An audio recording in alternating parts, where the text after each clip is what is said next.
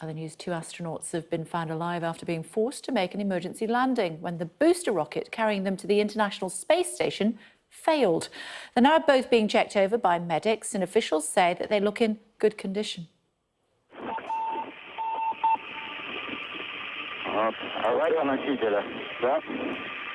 Is it emergency of 2 minutes 45 seconds, the emergency, the failure of the booster? A few minutes after that launch occurred, we did hear from our Russian counterparts that there was an issue with the booster aboard the Soyuz that led to the contingency, which meant that the Soyuz came back in a ballistic descent mode. They have again now landed about 20 kilometers east of Jessica's-Gone, and we are now hearing that they're in communication with the rescue forces on their way to the capsule and that they're in good condition. Well, joining us now is astrophysicist and space journalist Sarah Cruddas. Hi, Sarah. Thanks for joining us on the Kay Burley Show this afternoon. We don't know what went wrong yet. As a result, the Soyuz has been grounded. Thankfully, they're in good condition, but it poses lots of questions, doesn't it?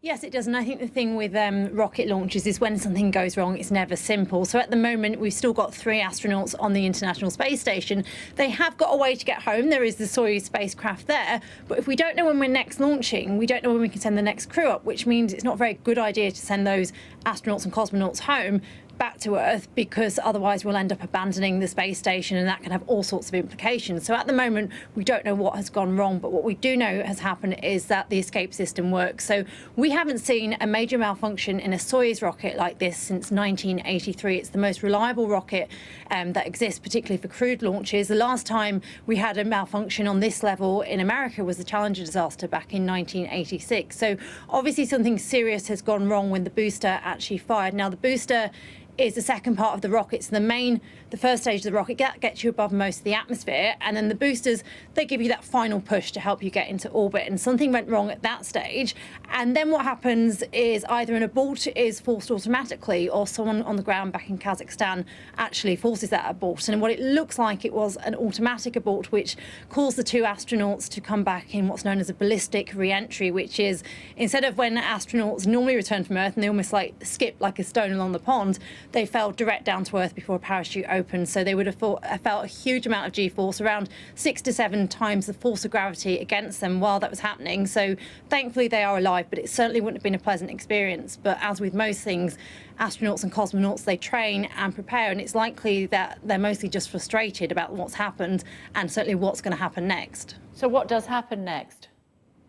Well, the first thing to do is to start an investigation, which Roscosmos, which is the Russian space agency, has already announced that it's going to start to do.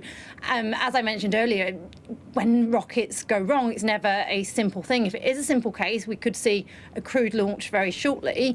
In terms of what we're going to do with the astronauts on the space station, that will be, we've still got uncrewed supply ships which you can go to the space station and send them supplies, things like extra oxygen if they need it, extra food. We've got enough supplies. The astronauts on the space station are fine, but it's all about having an investigation, because at the moment the only way to get to space, to the International Space Station, is on board the Russian Soyuz rocket. China is the only other nation in the world which launches astronauts into space, but they aren't involved with the International Space Station. So a big investigation is going to come into play. If things are okay, we could see another launch by the end of this year, perhaps early next year on the Soyuz. If there's something more complicated, it might be a case of waiting for the commercial crew. But at the moment, we really can't speculate as what's going to happen next. Where are the Americans on launching rockets to the ISS? Well, at the moment, NASA recently announced over the summer their commercial crew, which means Boeing and SpaceX will hopefully, within the end of the next year, or hopefully by the end of this year, actually launch Americans from American soil once again, but they haven't been tested with astronauts on board yet. So although the technology is there, it hasn't been tested. So at the moment, it's only the Russians which can get us into space. And then we have somebody like Sir Richard Branson saying, I'm going to make sure that you can get into space by the end of the year.